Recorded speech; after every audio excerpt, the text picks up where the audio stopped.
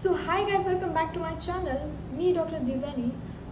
Heart attack म्हणलं की आपल्याला आठवतं ते हॉस्पिटल, इमर्जन्सी, ICU आणि तो शेवटचा क्षण. पण मी आज या व्हिडिओमध्ये त्या शेवटच्या क्षणाबद्दल अजिबात बोलणार नाही आहे. मी तुम्हाला त्या लाईफस्टाईलबद्दल बोलणार आहे, जी लाईफस्टाईल, जी जीवनशैली तुम्हाला त्या शेवटच्या क्षणापर्यंत पोहोचवतं. येस, मी आज अशा त्या सवयींबद्दल बोलणार आहे, ज्या तुम्हाला न कळतपणे किंवा त्या अशा छोट्या छोट्या तुमच्या सवयींबद्दल बोलणार आहे, ज्या न कळतपणे तुम्हाला त्या हॉस्पिटलमध्ये असो, ICU, इमर्जन्सी या सगळ्या सिच्युएशनमध्ये ढकलत आहे. हळूहळू it's like a slow poison. प्रत्येक वेळेला हार्ट अटॅकची जी सुरुवात आहे ते कधीच हॉस्पिटलमध्ये होत नाही. ते अनेक वेळा आपल्या छोट्या छोट्या सवयींमधून चालू होते.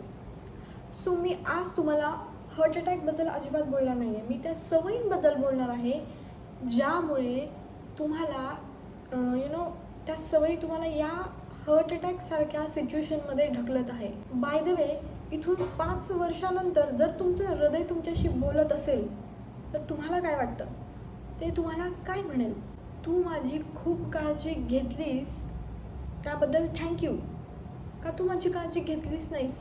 हृदयविकाराची सुरुवात कधीच इमर्जन्सी रूममध्ये होत नाही. अनेकदा ही आपल्या रोजच्या जेवणाच्या ताटात होते किंवा आपल्या रोजच्या झोपण्याच्या सवयी.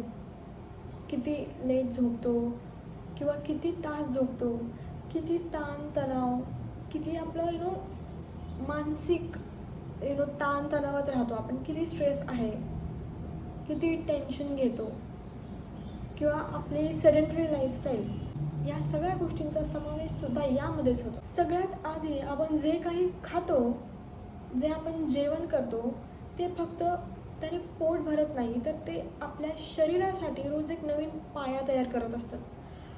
आपण म्हणतो आज बाहेर खाऊयात, आणि आपल्याला वाटतं एक दिवस बाहेर खाल्ल्याने काय होणार आहे.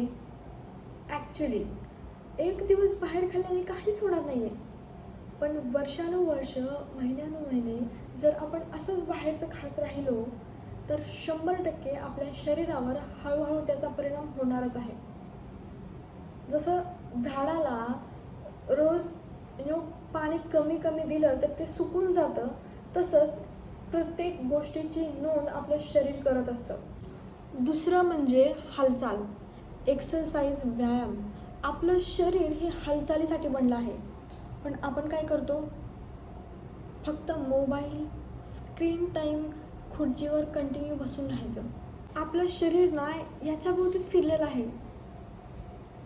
व्यायाम म्हणजे फक्त जिममध्ये जाऊन 2 तास व्यायाम करणे नाही, तर व्यायाम म्हणजे नियमित चालणे, जिना चढणे, शरीर सतत ॲक्टिव्ह पाहिजे. या छोट्या छोट्या सवयी खूप महत्त्वाच्या आहेत. लक्षात ठेवा, आपल्या हृदयाला महागडी उपकरणे नको आहेत.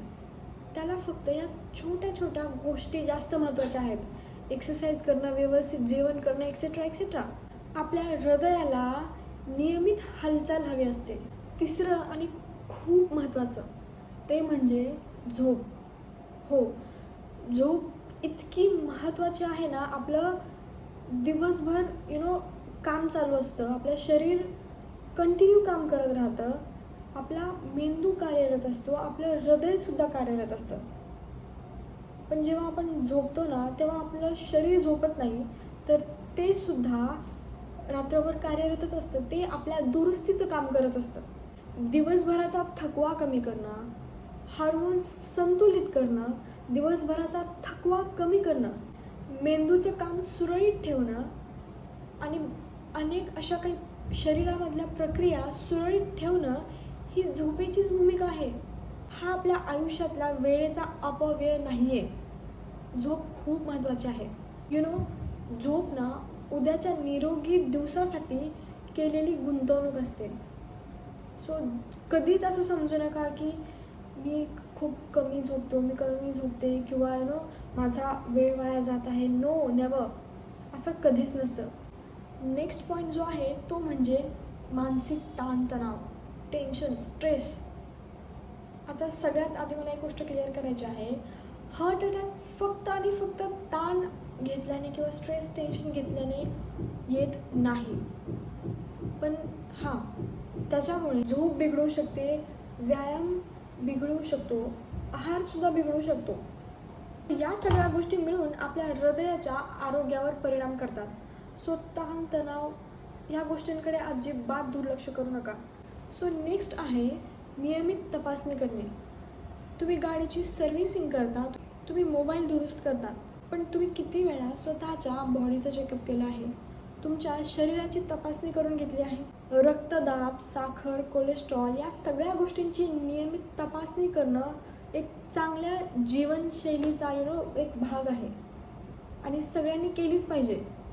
मला काही साईन सिम्पटम दिसत आहेत, मला त्रास होत आहेत, तेव्हा जाऊन चेक करण्याआधी प्रिकॉशन्स म्हणून सुद्धा आपण आधी तपासणी करून घेऊ शकतो. आपण सर्वांसाठी वेळ काढतो, पण स्वतःसाठी वेळ, स्वतःची आवड जपा, स्वतःच्या हृदयाला जपा, स्वतःच्या आवडीनिवडी जपा, आनंदी राहा. आपल्या इच्छा, आवडी, स्वतःची काळजी घेणं नेहमी राहूनच जातं.